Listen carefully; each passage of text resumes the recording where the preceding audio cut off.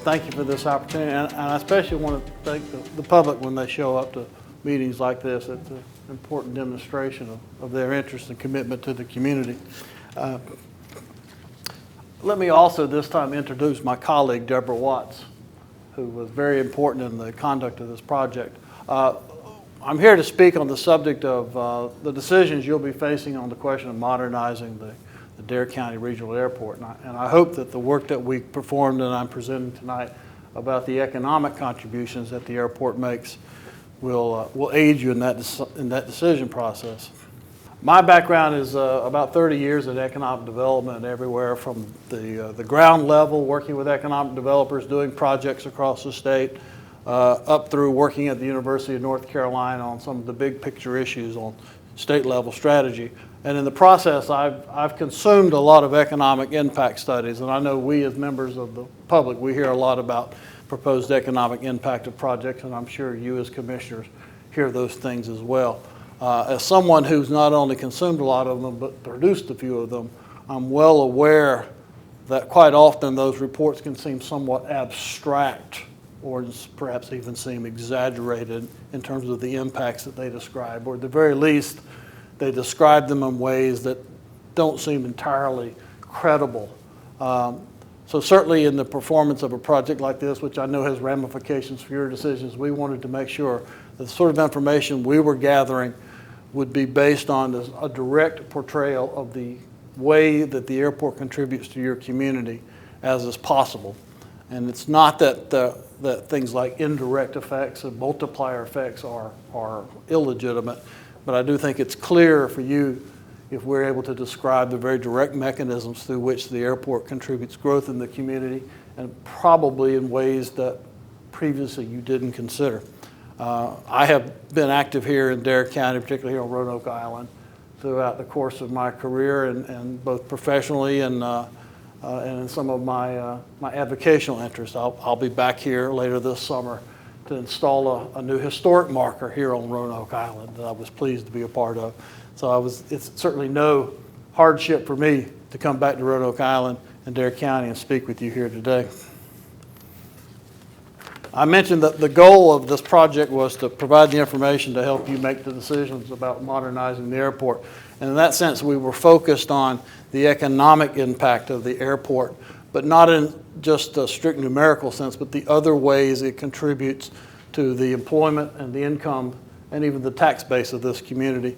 I think it's always good to understand that as the client was the Dare County Airport Authority, and the project cost $19,500 and took place over the course of January to April earlier this year. What we were focused on was both the current impact of the airport and also the impact it might have under a scenario in which it was modernized to include specifically an extension of the primary runway. It's currently 4,300 feet, and while the final figures for the length of the extension and certainly the cost of that are not yet resolved, we looked at the scenario under which it would be extended to 5,800 square feet at an approximated cost of $30 million.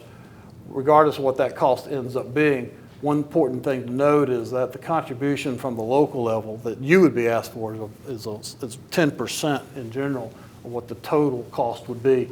And in fact, that in and of itself has a considerable economic benefit to your community. So the question of what we looked at and what we looked for is we looked at what the current economic impact of the airport is, what the effect of the construction process of the modernization, like the runway extension, would contribute in the short term, and more importantly, what the long-term benefits would be of an expanded, modernized Dare County Regional Airport. And what we looked to find were the impacts in terms of the growth in general economic activity, the GDP, if you will, of Dare County, the level of employment in the community, the amount of income that employment would create, and the level of state and local taxes that would be generated. Now, I apologize, but of necessity, there are a lot of numbers involved in a presentation like this. The reason I circled employment is because I think first and foremost what we want to see in terms of economic progress for our community are good quality jobs for our citizens. So in every case where I'm citing these impacts, I've emphasized employment as one of the desired outcomes. very interesting question when we approach this project of how does one understand the impact of an airport like Dare County's airport. Now, most airport studies are a little simpler because they're looking at big commercial airports, those airports that we travel to in order to get on a commercial flight and fly someplace else. Big airports like that are studied fairly commonly, and we look at very large budgets that they have, the large number of employees who actually work for the airport or at the airport, and then we look at the sort of businesses that serve the airport. That's typically what a large airport study would look at primarily and see what the effects of that are.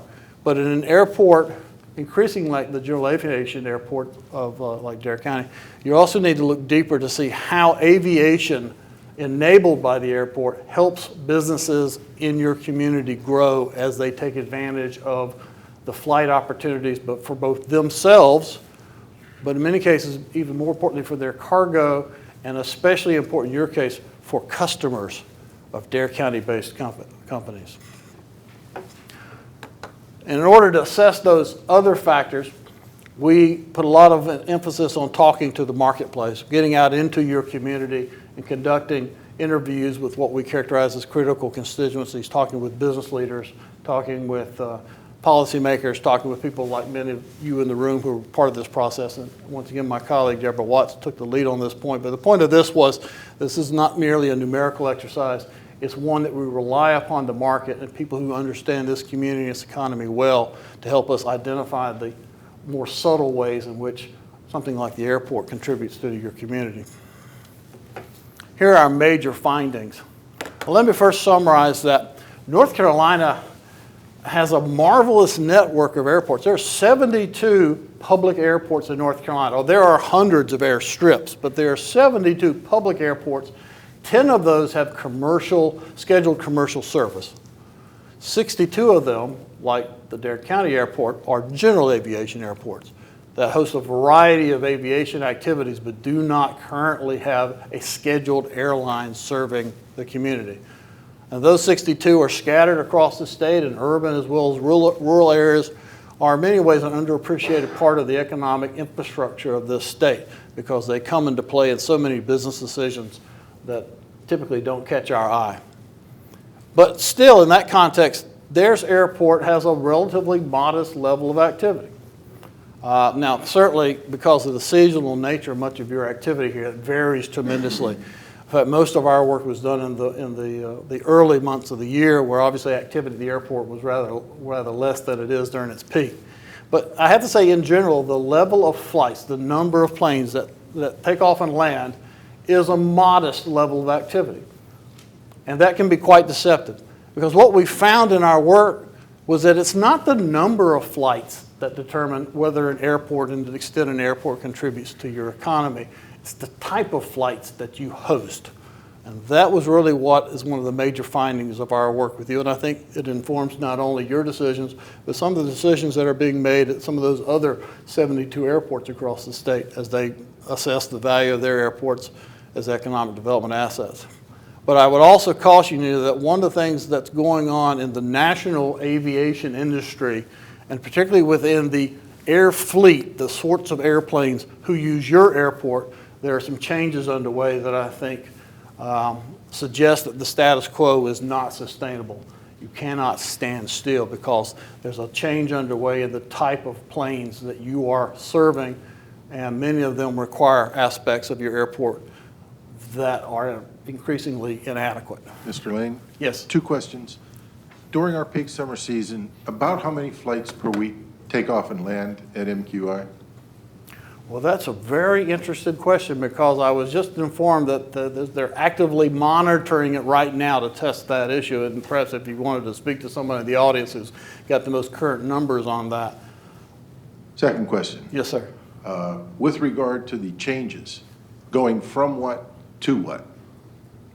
You said there's changes going on in aviation. I'm wondering what it's going from and to. I'll get to the spoiler on that. There's a shift in the general aircraft fleet from small single propeller airplanes to multi-engine turbojet, turboprop and jet aircraft, larger aircraft. Okay. So there's a general shift in the U.S. air fleet from smaller single propeller aircraft to larger aircraft who have different operating parameters and requirements. And in particular, what we found is that the airplanes that have the greatest impact in this community are on that large end and increasingly large end. Well, just to focus on the subject of what the current impacts are, then I'll talk about how they're derived, is that you have an impact on the size of the Dare County of about $77 million coming off of the Dare County Airport right now, 513 jobs. Now, there are not 513 people working at the airport. That's not what I'm implying by this, but the airport contributes to your economy 513 jobs and almost $27 million in income. And that's a result of three different types of activity that we studied. One is just the operation of the airport itself, just the number of people who work at the airport and the spending by the airport in buying supplies and working with companies to support the airport. Then there are the airport affiliated businesses, the aviation enterprises, those that are physically at the airport or are part of the aviation cluster that relies on aviation on a routine daily basis. And then there was a third category. Those are the business activities, particularly in your community by local companies who use aviation to bring in customers, to deliver cargo and product, and in some cases for their own travel to serve a regional business network. Those are the aviation-enabled businesses. As I said, the operations of the airport itself have a modest economic impact. Only 9 of the 513 jobs I'm talking about are actually from the airport operation itself. Now, this is very straightforward. This is the budget of the airport. This is the number of employees they have and the amount of taxes that activity generates. So if we're talking about the impact of the airport, we have to look beyond the airport's operations itself. Where then do the impacts come from? To a certain extent, a larger set, say 51 jobs, come from businesses that are physically located at the airport or are part of the aviation industry and situated somewhere else in Dare County. These are the ones that are most directly identifiable by we as lay people as aviation businesses, the banner towers, the air tours, those sort of activities. They're rather obvious, and if you combine the 51 jobs here with the 9 from the operations of the airport, you have 60 jobs. Now, I will tell you, as someone who's, let's just say I'm someone who's quite aware of the Wright brothers' history in North Carolina. I served for a while on the First Flight Society board, and I started a startup business facility in the Research Triangle Park called the First Flight Center. I'm very much a student of the way the Wright brothers undertook entrepreneurship. There are only 13 companies I was able to identify in Dare County that are directly in aviation itself. So despite the long history of aviation here, you don't have a lot of businesses in the aviation business itself. What you do have a number of are companies who rely on aviation, who are enabled in their business strategies by aviation. And that's where the vast majority of the total 513 jobs come from. 453 of the jobs that we identified come from companies who rely upon the airport to deliver products and particularly to deliver customers to their sites. That's what we call air commerce. That's the use of aviation and the reliance upon an airport to conduct business. Now, most of air commerce takes place in relatively smaller aircraft, smaller in the sense that they're not flying on commercial jets. Smaller business aircraft, corporate aircraft, general aviation aircraft. And that's a level of business that sometimes gets overlooked when we look at economic impact. These are flights of generally less than 1,000 miles, but they are serving a very critical function within the business model of a wide variety of businesses. And as I said here, the innovations in aviation that are taking place right now in many ways are likely to increase the role of air commerce in the U.S. economy. So in terms of MQI, the FAA designation for the Dare County Regional Airport, for MQI, it's important to recognize that the air commerce that takes place out there is not a function of the number of flights, but of the type of flights. And you were distinguished from many other airports in the state, and I'll elaborate on that in a minute, because most of the flights that occur, according to the FAA, are non-local. A local flight is one that starts at one place and ends at that same place, like an air tour or like someone pleasure flying in their personal aircraft. That's not air commerce. Air commerce is more generally when someone's transporting products, people, customers from one location to the next. And in your case, that's the vast majority of the types of flights that are being recorded at DARE. Now, let me just illustrate a little bit. There are 17 peer airports in eastern North Carolina. These are general aviation airports. You're one of the 17 that we compared your activity to. So when we talk about peers, I want to differentiate. These are those 17 airports, and this is the percent of their flights that are air commerce flights. They're known as itinerant flights. They began here, they went somewhere else, or they began somewhere else and they came here. You are remarkable in the share of your flights that are air commerce flights. That's why you have a disproportionately high economic impact coming from your airport. And that, again, is largely because the airport is enabling businesses based here, in many cases, most cases, started and grown here, who have been able to grow their businesses and sustain their businesses because they rely upon the airport to transport products, cargo, supplies, and again, particularly customers. And the main sectors that rely on it to bring in high-end, what we would say affluent customers, who bring a lot of money with them and fortunately leave with less when they depart, are in your custom boat building business. I was awfully sorry to hear about Omi Tillis passing, because certainly the offshore charter boat industry has been one of our real shining stars here in Eastern North Carolina. But charter boat fishing in DARE, particularly the offshore fishing tournaments, are a high dollar activity.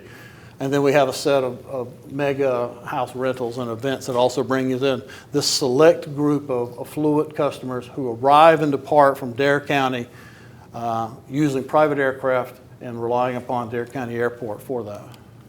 And let me focus on one in particular. I'll cover a couple of them, but let's focus first on the boat building industry. This is not something that's easily captured by most economic development studies, but it came out very clearly in our engagement with folks in this community and this economy.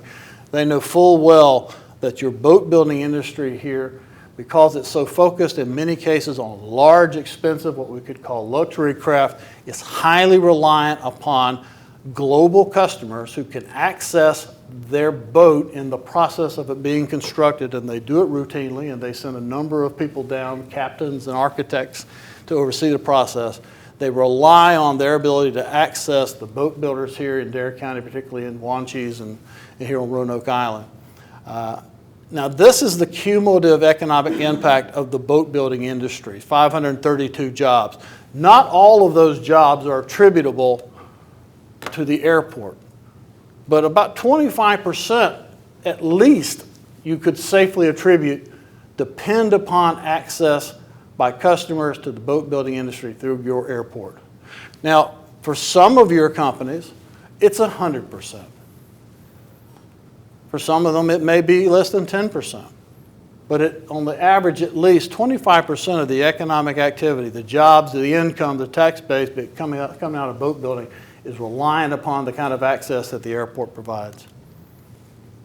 By the same token, you have a number of high-dollar tourism activities that serve global markets. Not just North Carolina, not just the East Coast. I mean, the Outer Banks certainly serves 1 million people a year, and the vast majority of them drive here, of course. But there is a substantial, though rather small percent, who fly in, and those who can will fly their plane in to DARE County at your airport. And they have a very large economic footprint. They spend a lot of money when they come here. If they're part of a fishing tournament, they may drop $10,000, $15,000, $20,000 to be part of that process. If they're here for a wedding, they will spend large sums on mega events and houses. And if they're coming clearly down here to be part of the offshore charter boat fishing, they will spend a lot of money. So the numbers are certainly small compared to your total tourism numbers, but this is a select group of aviation-enabled tourists who have a large, disproportionately large effect on your economy. 320 jobs of the 513 we identified are a function of high-end global tourists coming here. And if you get an opportunity to speak with any of the folks engaged in this business, you will hear anecdote after anecdote, examples global teams of visitors coming down to fish for a week. It's not at all a remarkable story. Let's just say, it's remarkable to me, but it's routine and an important part of your economy. So in terms of the current impact of the airport, again, it's 513 jobs, and this graphic just shows how we identify what they're derived from. They're derived from a combination in very small ways of the operation of the airport and of aviation companies themselves, but the vast majority comes from local businesses relying on the airport to bring in customers. Now let me focus on the significance of those jobs. You have a lot of employment in Dare County. You have a large economy. But the sort of employment and the sort of jobs and the sort of activity that comes specifically out of these local businesses enabled by aviation is a distinct one and a significant one. Those 513 jobs, because they are for activities that require expertise, higher skill training, they are in high margin business activities, are higher quality, better paying jobs. They pay an average of $53,000 compared to the prevailing average in Dare of $30,000. And in many ways, because these are local-based companies, the owners live here. The owners grew up here. They spend their money here. They hire from here. They buy from suppliers here. And when they earn profits by bringing in global customers who leave their money behind, the money tends to circulate within Dare County. While we did not calculate or add to our total the leverage effect, it is still a very real phenomenon because the vast majority of the companies that rely on the airport are local.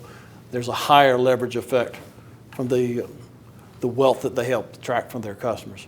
And it's not insignificant that much of this activity is taking part in what I think of as heritage industry and activity in the southern part of the county. A lot of this activity takes place here in southern Dare and on Roanoke Island itself. In many ways, it reinforces the distinctiveness of this community with its history in maritime. Now, let me look at the issue of the potential modernization impacts. Let me first point out that you have an excellent airport, I would say approximately from the early 1970s. It's not that it hasn't been updated. It's a fine airport. In many ways, the infrastructure is ill-suited for even the current fleet of aircraft, which is why they're encountering some challenges with some of the planes that come in right now.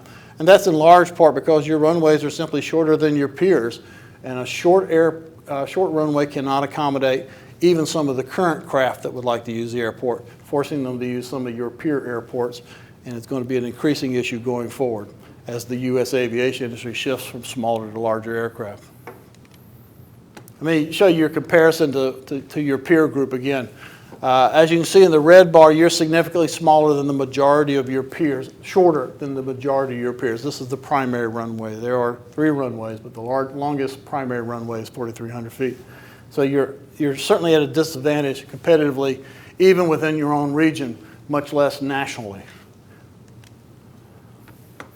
Now, just the construction process of a modernization like the runway extension would have short-term economic impacts.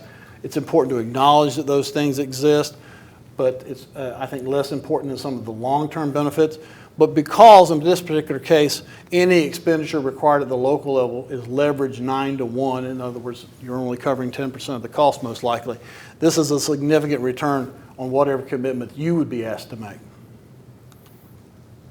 But probably certainly more significant is that the expansion of the runway is expected to create essentially nearly a 50% increase in the current economic impacts, growing the jobs from 513 to over 700.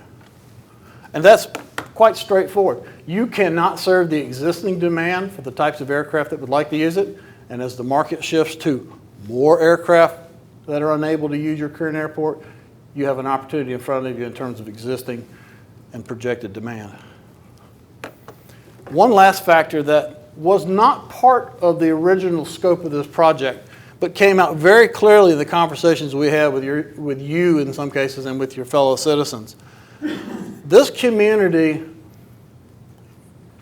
typically at the end of about an hour-long discussion, someone would raise the reality that it sure would be nice not to have to drive to Norfolk to get on a plane. It sure would be nice not to have to drive to Raleigh to get on a plane. But people would raise that quite hesitantly as though it was somewhat of an over-ambitious goal. But I think it is something that can be increased in likelihood with the modernization that you'll be looking at going forward. Certainly extending the runway has been the reaction by some of your other regional airports to accommodate commercial service going forward. So extending the runway, for instance, is not being looked at in the near term in order to secure scheduled commercial service, but it would certainly increase the possibility going forward. And I would suggest to you that that may be something to put more emphasis, because as important as the airport is right now to some of your key industries, I think it can have greater significance long term to what I think of as the demographic challenge you face. And I'll cover that very quickly. You have what I characterize as a missing middle problem in your population, and also I'd say in your workforce. The U.S. Census data defines prime working ages between the age of 25 and 54. And in your community, one that's always distinguished itself in coastal North Carolina from other tourism communities is a real community with schools and churches and all the real aspects of community life. You are losing the segment of your population which is identified as the prime working age. The share has declined from 47% to 39% in just the last 2 decades. And what's really stark is if we look at the total net growth in your population, 7,000 people net growth in the population here since 2000, only 23 people of those 7,000 are between the age of 25 and 54. Now, we're not here to extend a runway and modernize an airport specifically to address this issue. But I know from my economic development work and my workforce development work that one of the issues that people consider in locating early in their professional careers, their family starting years, their home buying years, their business starting years, is they require access to commercial air service. So it's not that people are leaving this community because you don't have commercial service. I'm afraid they're not even considering coming here as future residents, future employees, future employers. And that's one of several factors you might address in looking at what I think is a significant demographic challenge you have, in addition to some of the other things you are addressing. Would recognize that the prospect of commercial air service might help you remove some of the barriers to a key demographic coming to your community. So let me just quickly review the conclusions. First thing to emphasize is, just like in aviation, if you're not moving ahead, you're falling. No area in the world has a longer aviation heritage than you have here, but the truth is, the aviation industry is moving ahead, and if your infrastructure can't accommodate that without the kind of modernization that is being contemplated, your status quo will not be sustained. I think you're already seeing erosion in some of the business activity due to these constraints. Length of runway, inability of aircraft to use it, certainly inability to use them under certain prime environmental conditions. When it's hot, big planes can't land here. When it's, or much of the year, big planes can't refuel here. So there's a number of very practical issues that need to be addressed that I think are creating constraints both for your current impact and also certainly for your future. The airport doesn't contribute to this community through its flights. It contributes through the more basic reality of providing access to the world for your citizens and your citizens who own businesses. That was really the original purpose of the airport, was to provide the access. You had access by air before you had bridges. I mean, that's the fundamental role that this airport has played and will continue to play. And particularly because the sort of businesses that you're supporting are locally based, they provide a better bang for your economic investment because they focus on hiring local people for high value products, selling to global customers, attracting new wealth into the community, keeping it in the community, and paying better wages as a result. And in the process, they add, I think, an important layer of economic diversification in a community that's, of course, increasingly dependent upon, and rightfully so, it's your competitive advantage, focused on tourism. Your tourism season is expanding. There's a lot of growth opportunity. Some of that growth opportunity in tourism is enabled by aviation itself. But I think the role that the airport plays in supporting, particularly the boat building and the charter fishing, sustains an important element of your economy. That's a terrible graphic here, the plane that ran off the end of the runway, but I think it illustrates very much the concerns that users of the airport would have going forward. Is that reality is you can't stand still on this. You're going to need to address the length of the runway going forward. That's not the only modernization issue, but I think it's not only an obligation to do it. You need to recognize it's also a significant economic opportunity. As it says here, the purpose of the airport is not to generate jobs, it's not to generate income, it is not fundamentally an economic role. The role of the airport has always been and should always be providing access and increasing the quality of life for your citizens, whether it's through business activity, whether it's provision of emergency medical services, whether it's public safety. The airport has a vital role, has had one historically, and needs to continue to have that kind of role going forward. And I think that's what commends your consideration of modernization there, more so than strictly the economic aspects of its contributions. That concludes my presentation. Thank you very much for your attention. I'll be happy to address any questions that you want to pose. Thank you, Mr. Lane. One quick question. Would expanding the length of the runway encourage a full-time FBO? Yes. One, it would almost certainly increase the number of flights coming in, but it would also change the nature of the flights. As I said, you already have some pent-up inability to serve larger, particularly jet aircraft. The larger value aircraft, the larger aircraft, makes you a more attractive market for a full-time FBO. Great, great. That's important, I think, very much so. Anyone else? Commissioner Ross? Mr. Lane, does your study or did you contemplate, is it reasonably feasible to extend the runway on land or into the Sound or some combination of? I was very careful to exclude that from the scope of my work. So you didn't look at that at all? Knowing that that's something that would need to be looked at extensively, it extends beyond the scope of what we were doing, certainly the scale of our project, we did not look at that issue. So the 30 million could be on land, could be over water, could be, who knows? Well, I think we're all familiar that you live on an island, and there are only two directions the runway could be extended. One is, of course, inland, and one is offshore. Yes. So the answer is we don't know. But I will say from the standpoint of looking at the economic impact, that wasn't a factor that was going to affect the economic impact. It certainly affects many other aspects of this modernization. I have a question. Yes, Commissioner Tobin. Assume that we went ahead with the construction of the runway, either on land or in water. Would that main runway be shut down during the construction time? And if so, what are the economic impacts of shutting that runway down and relying on the other one that's I think much that's shorter? an excellent question for someone other than me. I think that's a question for both the administration of the airport and for the design and engineer folks who would be involved in it. As someone who values the contribution that the airport makes, I can't see shutting down the airport. Let me spin off of that for just a minute. You have companies in this community that rely on the airport to an extent that, but for the airport, I don't see that they're viable businesses.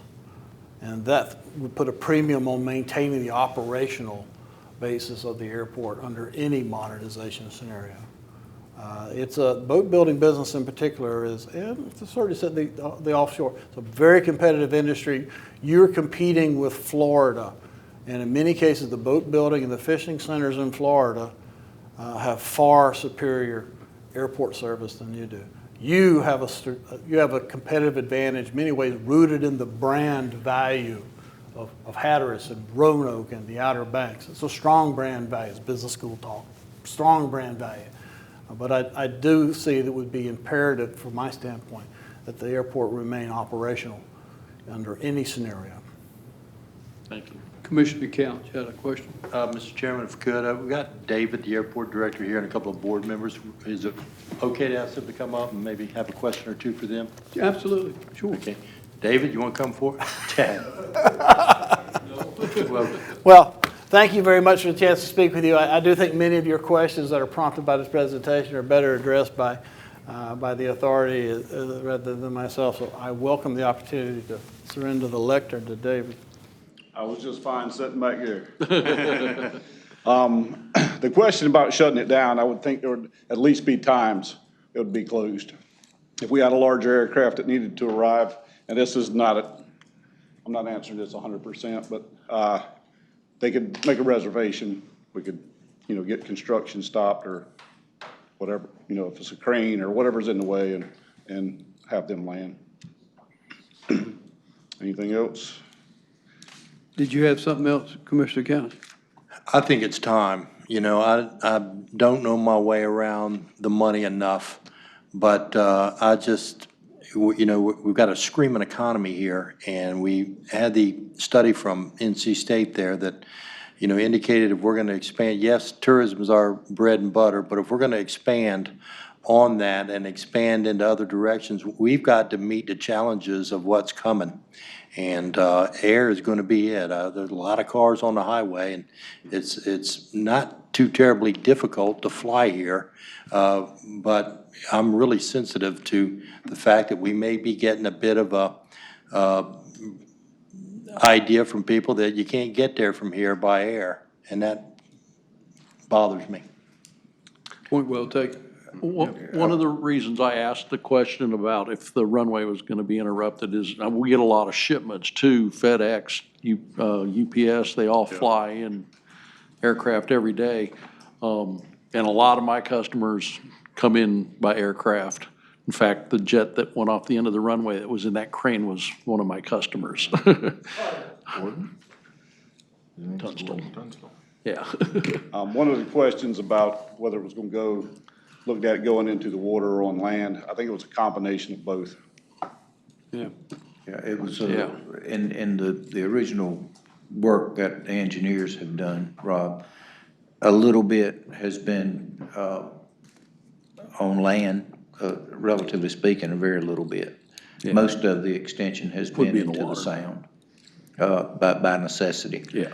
There's just, in essence, nowhere to go. There's no room. Yeah, there's just nowhere to go on land. So the majority of it by far would be in the sound, which is, from an engineering standpoint, it's not a big deal. I mean, you go all over the world and runways are built out into the ocean and out into sounds or whatever. It's not I don't want to say it's not a big deal, but it's not a big deal from an engineering standpoint. Right. Anyone else? I can sit down now. Yeah, thank you. Brent, thank you. Thanks for coming back. Good Appreciate it. job. Thank you, Mr. Lane. Appreciate it.